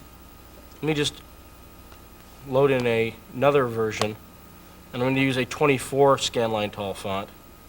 And you see the difference there. Doesn't look nearly as good, and it's never going to look as good. And the reason for that is pretty simple.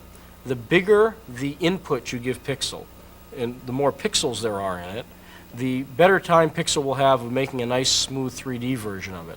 If you've got a very small font or a very small frame grab or scan, there's nothing Pixel can do with that because it's only working with the information that you give it, and the information that you give it is kind of crude. So the larger the image that you feed Pixel, the better. And these bitmap fonts, again, you want something generally close to 100 scan lines tall or larger. That's using the text function. Using load, let's take a look and let's just find our toaster drawer again. 3D images. All right, so let's select the new version, the cropped and negative version. And you see this comes in with no problems. So we fix that. Now we have different view modes here, just like we do in the toaster, front, top, side, and perspective, that we can actually move around. You see that came in fairly quickly. Right now we're going to load in the scanned version. Again, one of the advantages of the scanned version is we don't have to really go through and do that much cleanup. When you scan something that's black and white, it's either white or black, period, because the scanner provides its own lighting. So we're going to load that up, and this is a bigger object, which means it's going to come in with more points along the surface here. And let's just go to the front view so we can see that.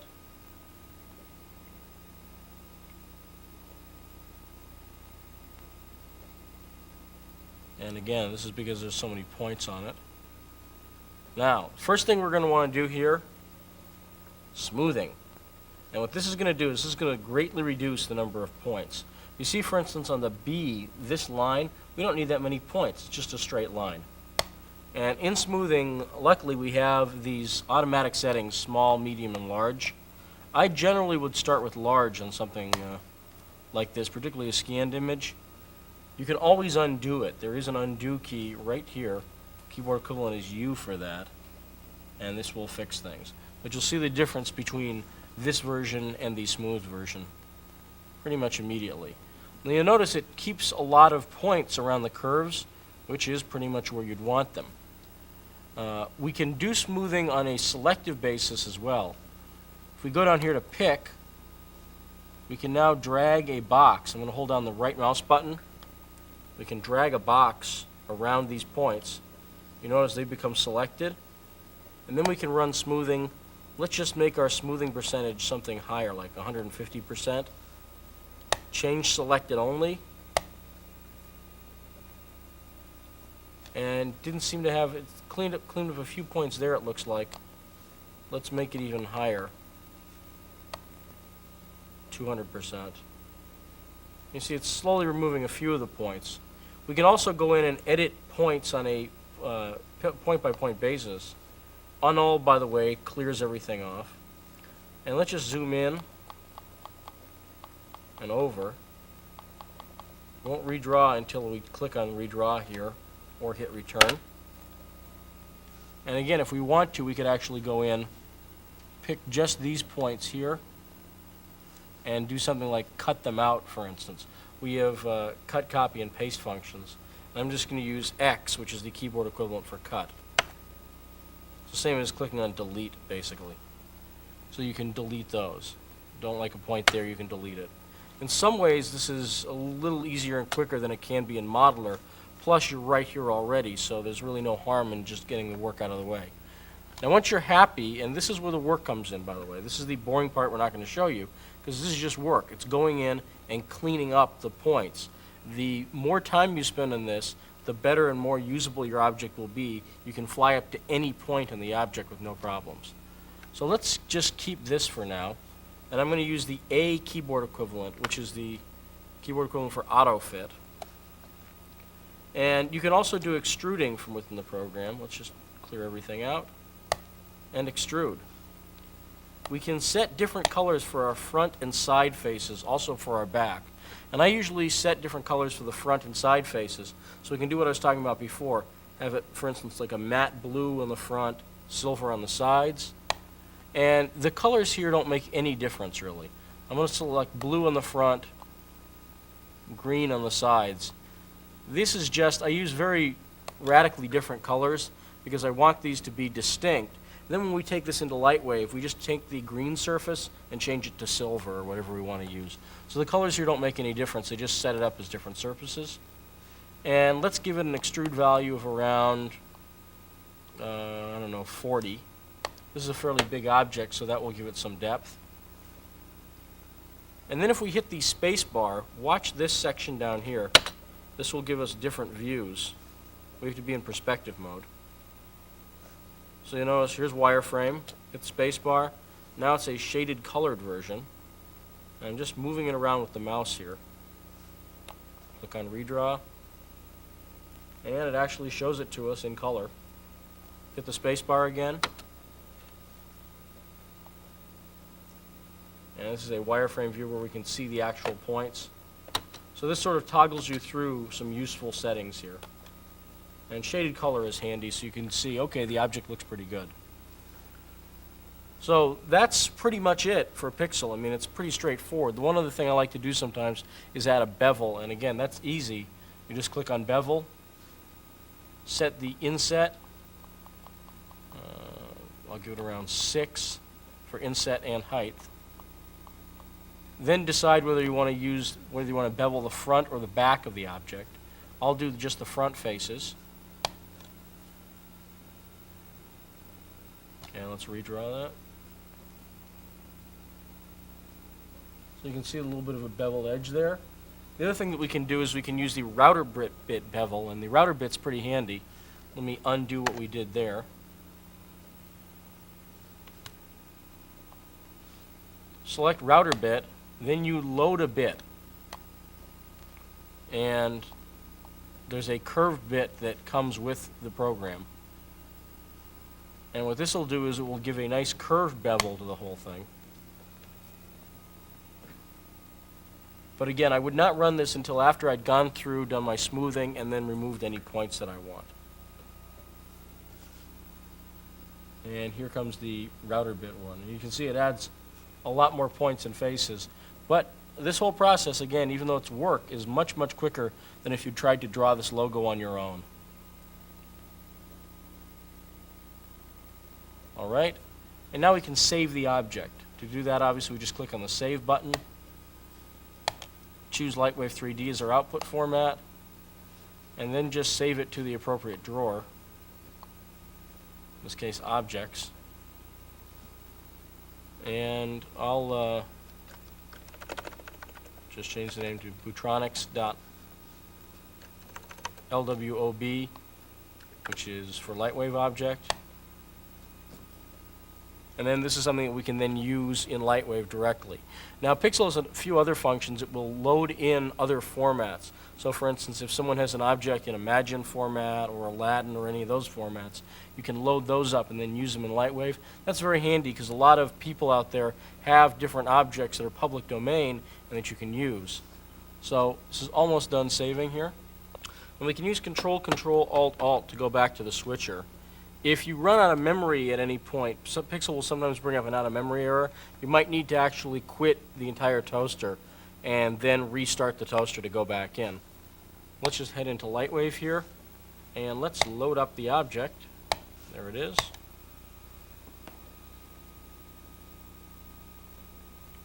And you see with the beveled router bit on it, makes it a pretty big object, but that's okay. It'll look pretty cool. Head into Layout. Go to our camera view and rotate the object a bit, move it in frame, keyframe it, and let's just do a quick render here. Zenith color only for a one color backdrop. I'll do it in low resolution. And let's just change, you see our color, our surface here, there's green and white and then blue.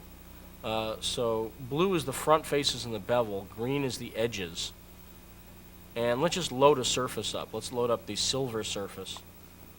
Pretty much comes with the toaster. And let's just do a quick render here, just to get an idea of how the logo looks. And again, changing surfaces, that sort of thing, is the kind of thing you might want to do in Modeler. You might want to do what we did before, which is make the very front faces one surface so you can not smooth them, then make the bevels another face so you can smooth it. But there's our logo, and again, quick and dirty. We just have a low-res version here, but it looks pretty much like the logo, and again, a lot less work than if we tried to draw the logo by hand. That's all for this tape. We hope you have enough stuff to give you something to work on for a while. And again, the way to think of these isn't as hard and fast rules, but these are just techniques. You can use these any way you want to. And again, hopefully also you see the way the process works for Pixel.